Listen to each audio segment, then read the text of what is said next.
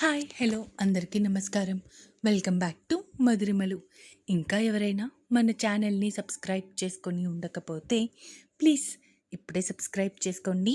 ఇక లేట్ చేయకుండా మన స్టోరీలోకి వెళ్ళిపోదామా? ఉంటా నీ జతగా ఎపిసోడ్ 31. అర్జున్ అంత ఈజీగా రియాక్ట్ అవుతాడు అని అస్సలు అనుకోలేదు సింధు. కనీసం తనని ఒక 4 చీవాట్లు అయినా తిడతాడు అనుకొని దానికి ప్రిపేర్ అవుతూ ఉంది. కానీ భర్త తనని అర్థం చేసుకొని ఓకే చెప్పేసరికి ఆనందంతో భర్త మొహం నిండా ముద్దులు పెట్టేసింది సింధు. అర్జున్ భార్య నడుము చుట్టూ చేతులు వేసి, ఏంటే నన్ను ఆన్లోకి తీసుకొని వెళ్ళి ఏం చేద్దాం అనుకుంటున్నావు? అడిగాడు భార్య వైపు చూస్తూ. అబ్బా అర్జున్ గారు నన్ను వదిలేండి, మిమ్మల్ని ఆన్లోకి తీసుకొని వెళ్ళాలి అని నేనేం అనుకోవడం లేదు, కానీ ఇక నన్ను వదిలితే నేను బయటకు వెళ్ళాలి అంది సింధు. అబ్బా వెళ్ళొచ్చులేవే, అయినా ఇప్పుడు వెళ్ళకపోయినా వచ్చిన నష్టమేం లేదు కానీ అంటూ సింధుకి దగ్గరగా జరిగి, నాకు మళ్ళీ మళ్ళీ కావాలనిపిస్తుంది, ఇంకో రౌండ్ ఎప్పుడు స్టార్ట్ చేసుకుందాం అడిగాడు అర్జున్ భార్య వైపు చూస్తూ. ఏంటి మళ్ళీ స్టార్ట్ చేసేది? అంత సీన్ ఏం లేదు, నేను అస్సలు ఒప్పుకోను, అర్థమవుతుందా? అయినా సార్ గారు నైట్ అంతా అదే పని మీద ఉన్నారుగా, అయినా చాలేదా అడిగింది భర్త వైపు కాకుండా ఎటో చూస్తూ. అస్సలు చాలేదు, ఇంకా ఇంకా కావాలి అనే కోరిక పుడుతుంది, ఏం చేయను పాపం నేను అన్నాడు అర్జున్ అమాయకంగా ఫేస్ పెడుతూ. అబ్బా అర్జున్, ఇంత అమాయకంగా ఫేస్ పెట్టకు, అర్థమవుతుందా అంటూ భర్త బుగ్గలు లాగి అతని పెదాల మీద చిన్న చిరుముద్దిచ్చింది. భార్య ముద్దుకి కొంచెం మాయలోకి వెళ్ళిన అర్జున్ని చూసి అదే కరెక్ట్ టైం అని భావించి వెంటనే అర్జున్కి అందకుండా దూరం జరిగిపోయింది సింధు. అమ్మని ఎంత మాయ చేశావే అడిగాడు అర్జున్ భార్య వైపు చూస్తూ. మరి లేకపోతే మిమ్మల్ని తట్టుకోవడం నా వల్ల ఎక్కడవుతుంది బాబు, అస్సలు కాదు, అందుకే ఏదో మా ప్రయత్నాలు మేము చేసుకుంటున్నాం అంటూ డోర్ ఓపెన్ చేసేసరికి ఎదురుగా 2 టిఫిన్ ప్లేట్స్ పట్టుకొని అప్పుడే అక్కడికి వచ్చిన కమలాక్షి కనిపించింది. ఇదిగో నీకు అల్లుడు గారికి టిఫిన్, ఇంతకీ అల్లుడు గారితో మాట్లాడావా, ఏమన్నారు? ఓకే అన్నారు అని చిన్నగా చెప్పి ఆ ప్లేట్స్ తీసుకొని మళ్ళీ లోపలికి వచ్చింది. ఇదిగోండి సార్ టిఫిన్ అంటూ భర్త ముందు టిఫిన్ ప్లేట్ పెట్టింది. యాక్చువల్లీ ఈ టిఫిన్స్ కాకుండా ఇంకొక టిఫిన్ అయితే బాగుండేది. అంటే ఇడ్లీ వద్దా మీకు? పోనీ ఊతప్పం తింటారా, నేను వేసి తీసుకొస్తా అంది సింధు. అబ్బా పిచ్చి మొద్దు, నేను కావాలి అంటున్న టిఫిన్ వేరు, నువ్వు మాత్రమే ఇవ్వాలి, కాకపోతే ఇలా ప్లేట్లో కాదు బెడ్ మీద అన్నాడు అర్జున్. ఆ మాటకి తన ప్లేట్ని పక్కన పెట్టేసి మరీ అర్జున్ని కొట్టడం మొదలుపెట్టింది. శృతి చెప్పింది నిజమే, అసలు మిమ్మల్ని రొమాంటిక్ అని కాకుండా ఇంకొక కొత్త పేరు వెతికి పెట్టాలి మీకు అంది సింధు. అర్థం కాలేదే అన్నాడు అర్జున్. అంటే ఒక 2-3 డేస్ బ్యాక్ ఫోన్ చేసింది కదా శృతి నాకు, అది అప్పుడు నన్ను ఒక క్వశ్చన్ అడిగింది అంది సింధు.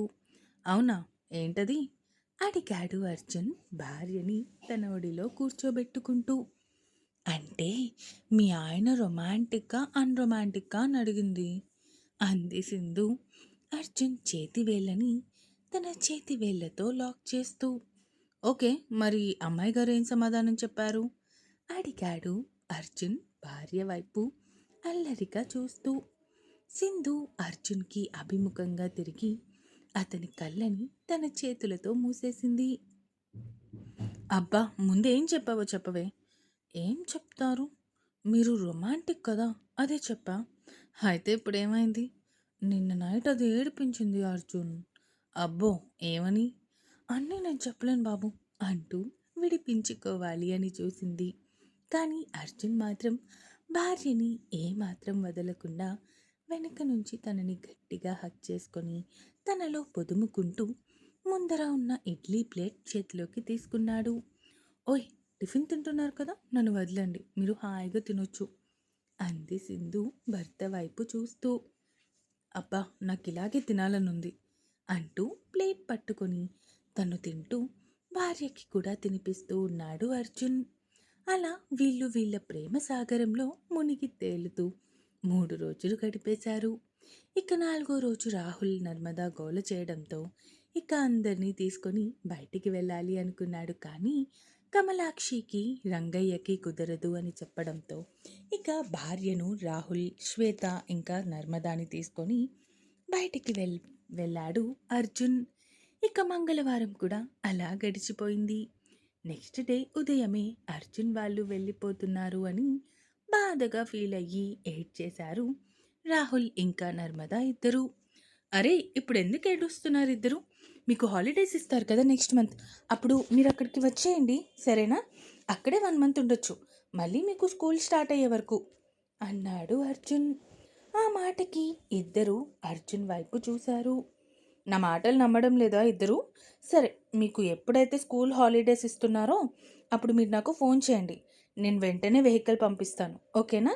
ఇప్పటికైనా నవ్వండి ఇద్దరు అన్నాడు అర్జున్. అప్పుడు చిన్న నవ్వు వచ్చింది ఇద్దరి పెదవుల మీద.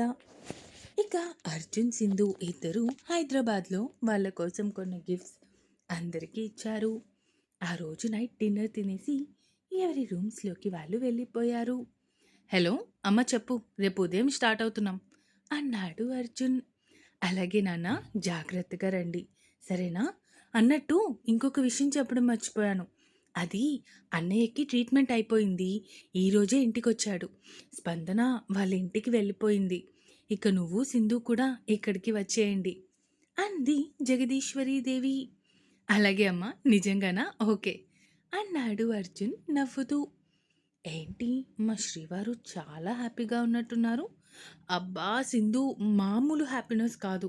మనం మళ్ళీ హోటల్కి వెళ్ళి ఉండాల్సిన అవసరం లేదు. స్పందన వాళ్ళ ఇంటికి వెళ్ళిపోయింది, సో ఇక మనం మన ఇంటికి వెళ్ళిపోవచ్చు అన్నాడు అర్జున్. ఓహో, అందుకేనా మా ఆయన గారి మొహం ఇలా వెలిగిపోతుంది అడిగింది సింధు. అవును మరి, అమ్మ దగ్గరికి వెళ్ళిపోతున్నాం కదా, ఆ హ్యాపీనెస్సే వేరు. ఈ హ్యాపీనెస్లో మా మేడం గారిని గట్టిగా హగ్ చేసుకొని అంటూ సింధుని మంచం మీదకి చేర్చి తన మీదకి చేరిపోయాడు. ఓయ్, చెప్తుందేంటి చేస్తుందేంటి అడిగింది సింధు భర్త భుజం మీద ఒక దెబ్బ వేస్తూ. అంటే ఇక్కడి నుంచి చెప్పడానికి అస్సలు బాగోదు, చేసి చూపించడానికి చాలా బాగుంటుంది, అందుకే అంటూ భార్య పెదాలను మూసేశాడు అర్జున్. ఆ ముద్దు కాస్త హద్దుల్ని చెరిపేస్తూ ఒకరిలో ఒకరు కలిసిపోయి ఆ రాత్రిని ఒక అందమైన రాత్రిగా మలుచుకున్నారు. అర్ధరాత్రి. ఇక పడుకో అర్జున్, మళ్ళీ రేపు అంతా కార్ డ్రైవ్ చేయాలి కదా, ఇప్పుడు పడుకోకపోతే మళ్ళీ రేపు ఎలా కార్ డ్రైవ్ చేస్తావు, అందుకే ఇంక పడుకో అంటూ తన గుండెల మీద ఉన్న భర్తని పడుకోబెడుతూ ఉంది సింధు. అర్జున్ కూడా భార్యని టైట్గా హక్ చేసుకొని ఆదమరిచి పడుకుండిపోయాడు. నెక్స్ట్ డే మార్నింగ్ టిఫిన్ అయిపోయిన తర్వాత బయలుదేరడానికి రెడీ అయ్యారు అర్జున్, సింధు. కమలాక్షి, రంగయ్య కూతురి దగ్గరికి, అల్లుడి దగ్గరికి వచ్చి ఇద్దరికి పట్టుబట్టలు పెట్టి అల్లుడికి బంగారు ఉంగరం కూడా పెట్టారు. అయ్యో, మళ్ళీ ఇవన్నీ అవసరమా మావయ్య అడిగాడు అర్జున్ రంగయ్య వైపు చూస్తూ. వద్దు అని చెప్పడం మీ సంస్కారం బాబు, కానీ మీకు ఇవ్వడం మా బాధ్యత అంటూ నవ్వుతూ చెప్పారు రంగయ్య. ఇక వాళ్ళ దగ్గర ఆశీర్వాదం తీసుకొని మిగతా వాళ్ళకి చెప్పేసి అక్కడి నుంచి బయలుదేరారు ఇద్దరు.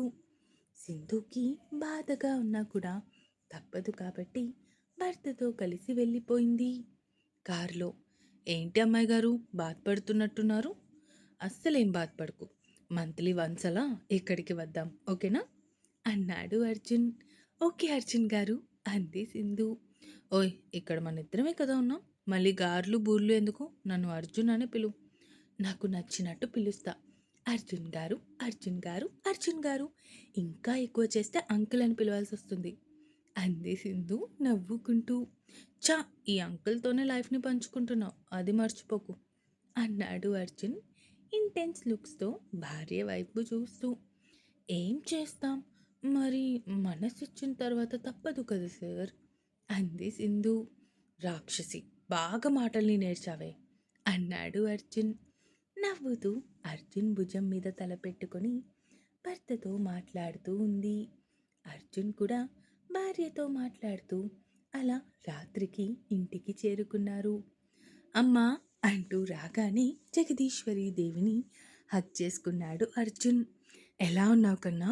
4 రోజులైపోయింది నిన్ను చూసి అంది జగదీశ్వరి ఎక్కడ లేని ప్రేమ మొత్తాన్ని వలకపోస్తూ. అంటే అక్కడ సోమవారం బయలుదేరడానికి అవ్వలేదమ్మా. ఇక మంగళవారం బయలుదేరకూడదు అన్నారు అత్తయ్య. అందుకే ఈరోజు ఉదయం బయలుదేరాల్సి వచ్చింది అంటూ తల్లికి చెప్పేసి మేము ఫ్రెష్ అయ్యి వస్తామమ్మా అని భార్యని తీసుకుని అక్కడి నుంచి వెళ్ళిపోయాడు అర్జున్. ఈ పిల్లలో ఏదో కొత్త కళ కనిపిస్తుందేంటి? కొంపతీసి ఇద్దరు ఒక్కటైపోలేదు కదా? అలా అయితే వీళ్ళని విడదీయడం కష్టమే. జగదీశ్వరి, నీ ఆట రేపటి నుంచి మొదలు పెట్టాలి అనుకుంటూ వెళ్తున్న వాళ్ళ వైపే చూస్తూ ఉంది జగదీశ్వరీదేవి. ఇంకా ఉంది. ఈ ఎపిసోడ్ ఎలా అనిపించిందో కామెంట్స్ రూపంలో తెలియజేస్తారు అని కోరుకుంటున్నాను. ఇక నుంచి స్టోరీ అసలైన టర్నింగ్ పాయింట్కి రీచ్ అవ్వబోతుంది. ఇక ఉంటాను. Bye bye.